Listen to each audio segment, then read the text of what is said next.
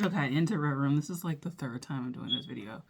So essentially, this is going to be one of the first videos of the new year, 2026.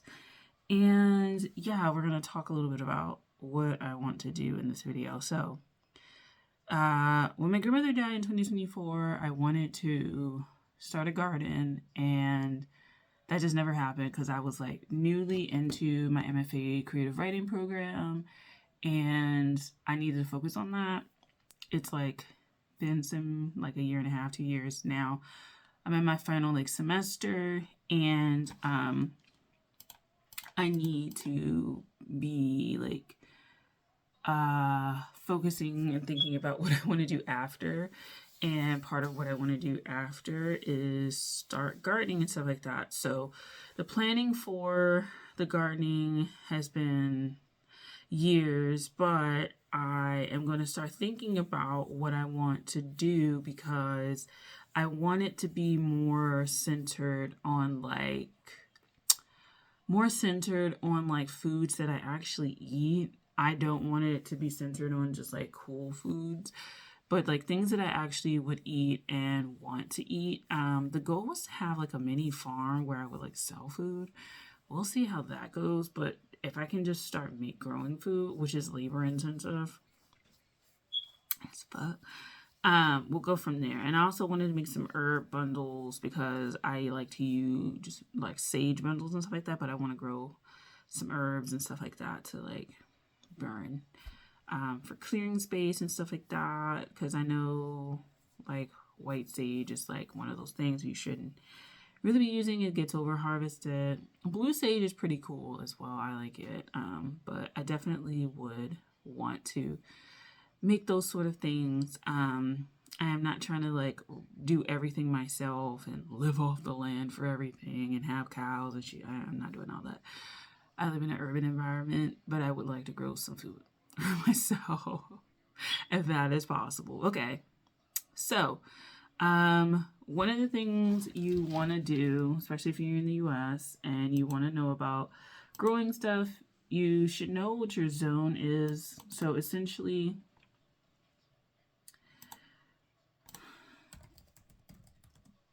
you want to know what your hardiness zone is. It's just a way for you to understand kind of where you are in terms of your ability to grow certain crops and things like that. And yeah. So the lower numbers would be more the northern part of the country. Then you get like the more middle range numbers, which is like going, a little bit more south, even though it wraps around when I'm looking at this. And then the more orangish, warmer things are in the south, obviously, because it's like you don't really get snow, you don't really get like a bunch of cold stuff blowing in, and you can grow for like longer, damn near year round. Um, and then like the stuff that you can grow also changes, right? So I'm in zone like 7B, if I understand that correctly. I'm gonna like double check my zone. I think it's 7B. I think we changed from 7A to 7B. Oh my god, like what are we doing here? I like you really hate this. Okay, let me just type in my zip code in here. Da, da, da, da, da. Come on, you can do it. So finding your zone is really important. It's very helpful for like plants and stuff like that. The varieties of plants that you can get. Yeah, I'm in 7B. So we were in 7A around 2012, and now we're in 7B. So it's gotten warmer essentially. Um, yeah. So we're in 7B. So it's a slight shift. Okay, so there's that. And then I want to know my last frost date, which is kind of like when spring really starts in terms of like food growing and stuff like that. So my last Frost date for spring is March 29th. So the end of March. I'm just going to start in April because whatever. So there's that. Okay. And you can find this on Almanac, like Farmer's Almanac. You should be able to find it. Okay, cool. There's that. You got all those. Anyway, I had already made these last year or earlier this year, trying to grow them. So I started 8 weeks out, and then 6 weeks, and then 4 weeks, and then 2 weeks, and then like after thing. And then after, and I just was like using what they said on the packaging to like do it, right? So for the 8 weeks, this is also going to get changed up a little bit because I probably am not going to grow all this stuff. But I had some Savoy cabbage, aroma tomato, some more cabbage, some sage. I had passion flower. And then, like, another tomato. And I'm not the biggest tomato person. Like, I like ketchup and I like tomato sauce for, like, spaghetti and stuff like that. But I'm not the biggest, like, these foods aren't my biggest thing. And I just, like I said, I went through the back and what it said, right? So, it, like, says, you start them indoors for this cabbage. 8 weeks before planting outdoors, you sow the seeds 1/4 of an inch deep in individual containers filled with seed starting formula. You keep them moist, and then they emerge, the seedlings, after 10 to 21 days. And then when you're going to transfer them outside, you move them to a sheltered area for a week, and then proceed. So, like, reading the back is, like, helpful. These don't have it, but I can, like, figure it out. Then I had my 6-week one. So I had marigolds. Also, like, the front of the house needs to, like, we need to renovate, like, a lot. And make outside look nice and get the garden and shit together, but it's whatever. Okay, marigolds. Shasta daisies, African daisies. As far as food goes, this is all marigolds. It's kind of crazy. Mustard greens. I considered this. Is this open? Oh my god, it's open. No wonder. Oh my god, what the hell? Okay, so there's mustard greens. I'm like, what did I do for all of these ones? Did I let people, like, I let people take some, but, like, did they organize this for me? Because, like, what's happening here? I have 4 weeks, which,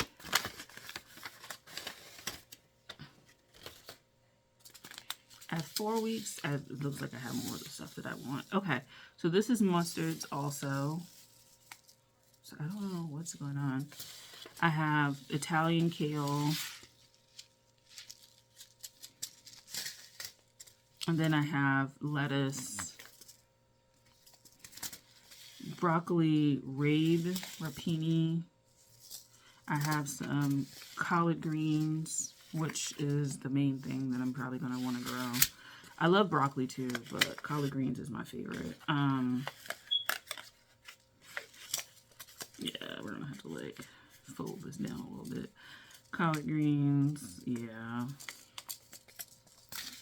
And then I got some spinach, and then some more broccoli, and then some kale. But I'm more of a collard green girl. I will say I am a collard green girl. So that's for weeks 4.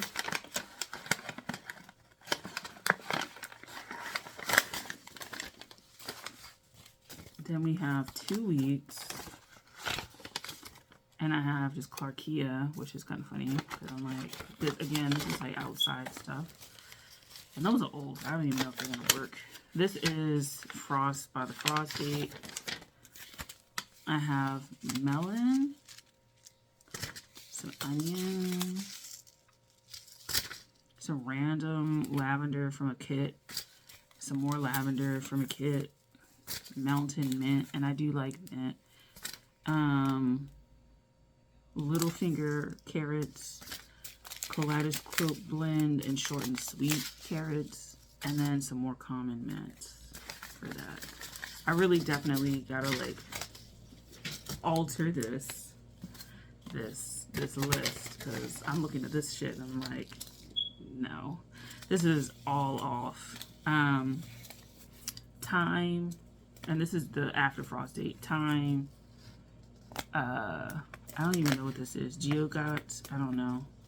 This came from like the seed swap thing that I went to. And then this is bok choy. Sorry. Now, interestingly, I did attempt to grow stuff earlier this year. And I will say, bok choy actually grew here. Like, the bok choy actually grew, and the lettuces actually grew. So I was like, okay,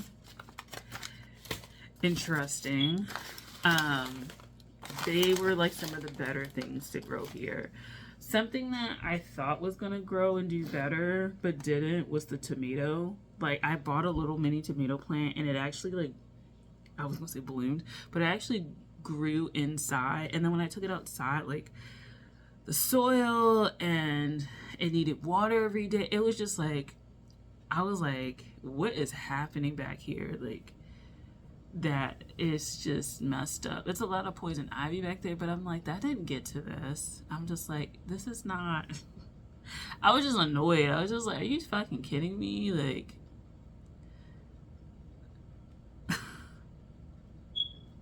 like, are you fucking kidding me? It was annoying. It was so annoying. So what grew, I had lettuces, and I had like the bok choy, and it grew. And yeah, I'm gonna like consider maybe going back to those things that grew.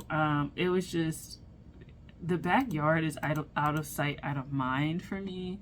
So putting stuff in the backyard kind of like almost, it was like everything was like doomed from the start, because like I don't go back there and then I'm like, oh damn, my bad, like it's shit back there. And then like the back door, there's a separate key, and I'm like, I never know where the key is, and then I have to walk around, and then I just get lazy and stuff like that. Anyway, I really do need to get better at. But these are some of the things that I am really considering in 2026 to grow. I just want to grow my food. I want to just know that I can grow something, because I'm also starting to cook, and that's like a big confidence booster. So growing your food is a confidence booster as well. So I'm looking forward to it in the future. And I have a whole bunch of other things that I'm going to go through, and I'll probably shift all of this, and we'll see how it goes. So thank you for watching. I'll talk to you guys later. Bye.